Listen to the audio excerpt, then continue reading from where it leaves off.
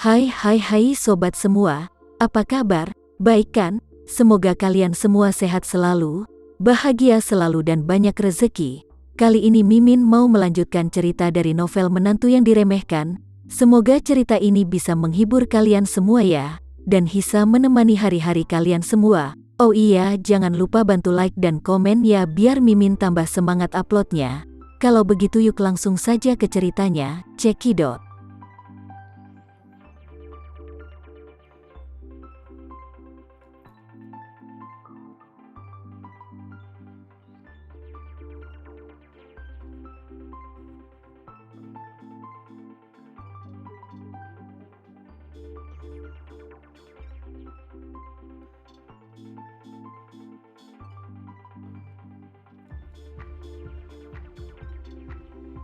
Semua keputusan yang dibuat oleh kakekmu secara terbuka adalah keputusan yang dibuat dalam keadaan tidak sadar.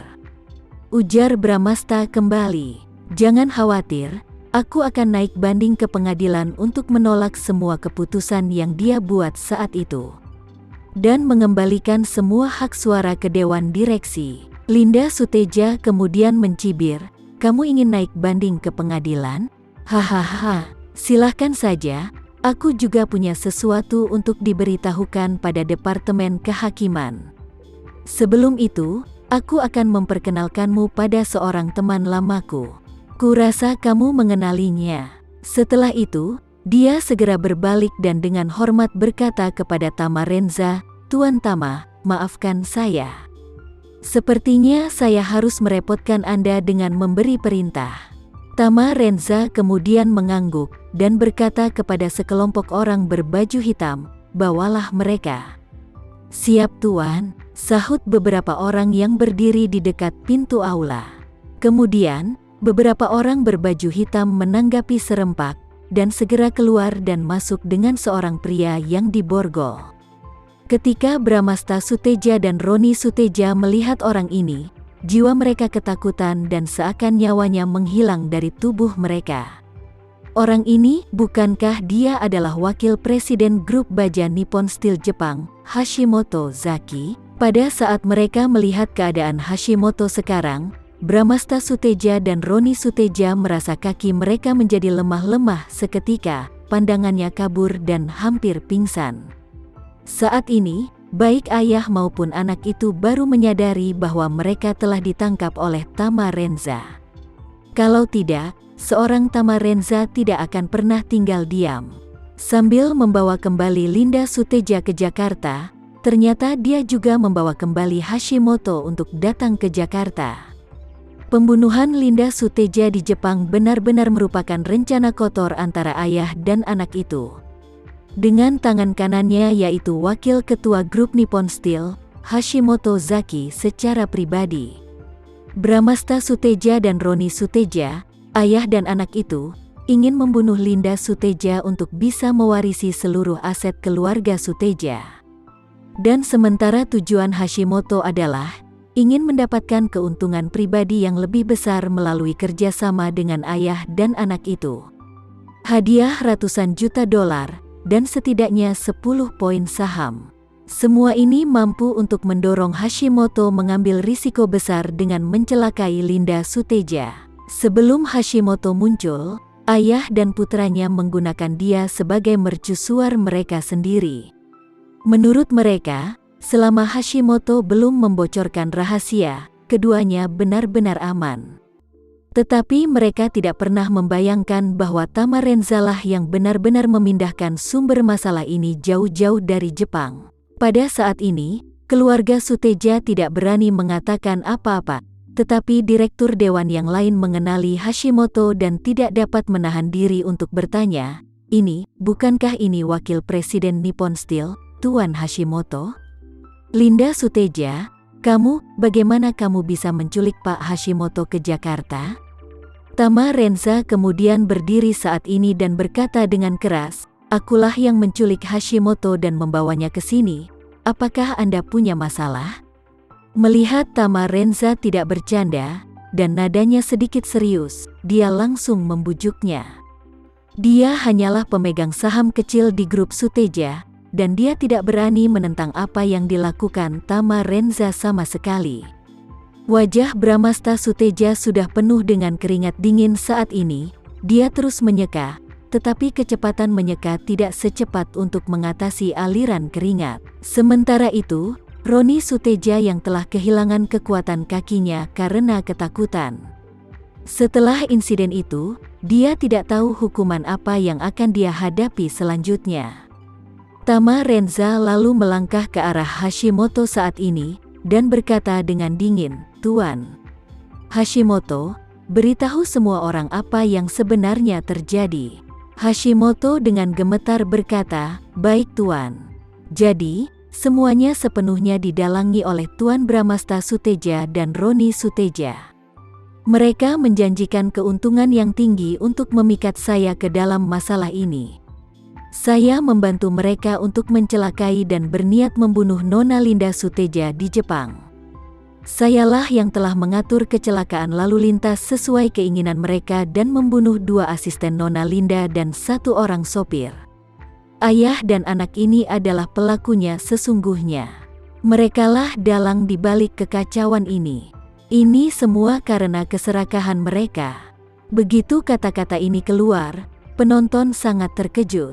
Tak satu pun dari para pemegang saham ini menyangka bahwa hilangnya Linda Suteda beberapa waktu lalu ternyata merupakan kasus pembunuhan berencana. Wajah Bramasta menjadi pucat pasi karena ketakutan, dan dia dengan gemetar berkata, "Hashimoto, kamu, jangan omong kosong ya kamu di sini.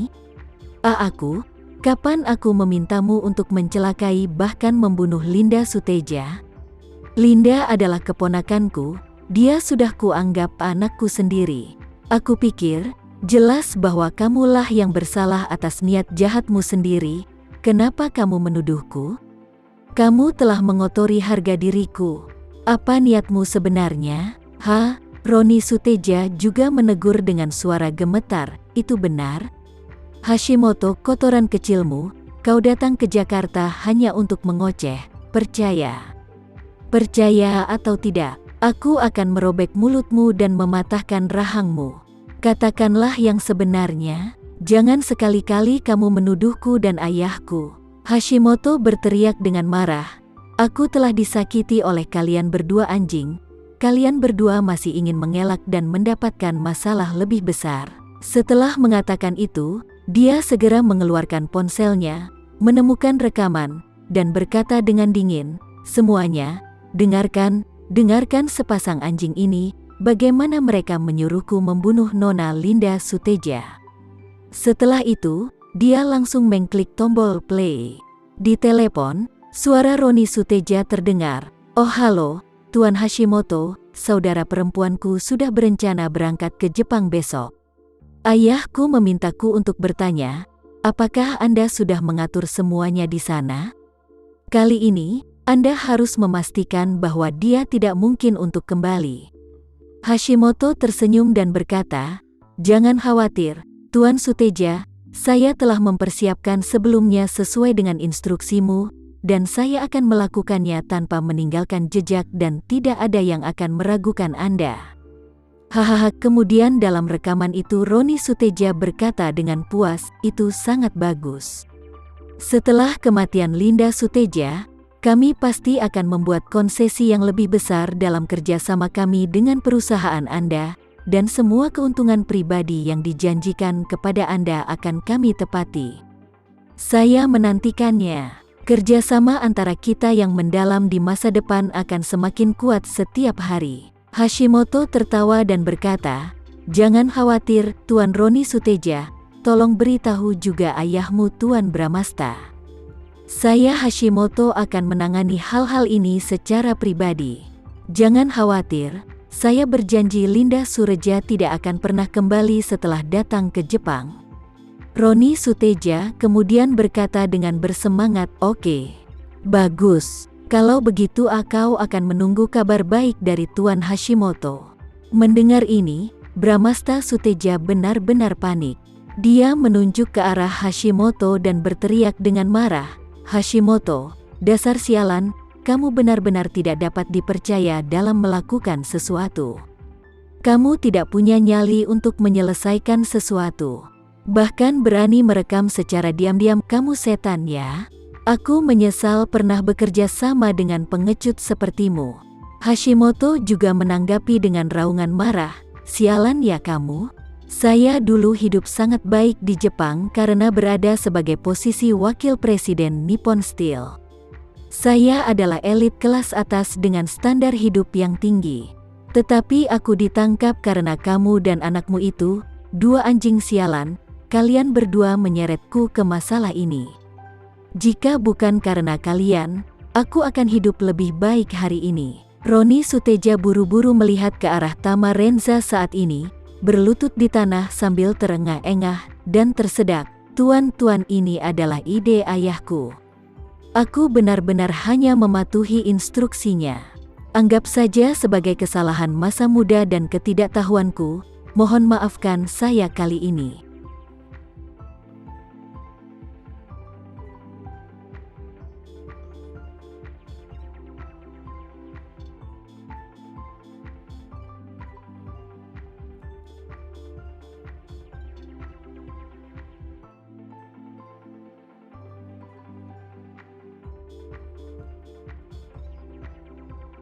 Sekian dulu ya cerita kali ini, kita lanjutkan lagi ceritanya di lain waktu.